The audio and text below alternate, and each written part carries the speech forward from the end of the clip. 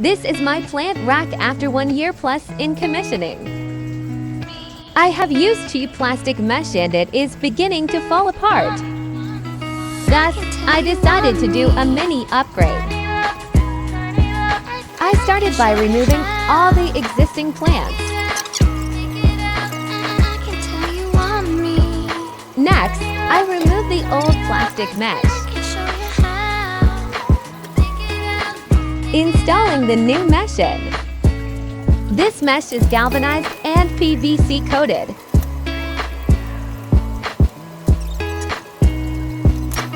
Hopefully, it will last a very long time for me. I have used cable tie to secure the mesh to the rack.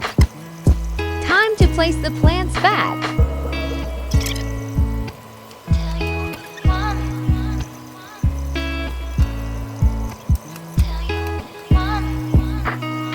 All done. I really like how it turned out.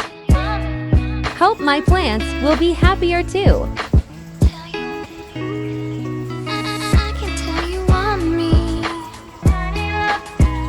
Let me know what you think.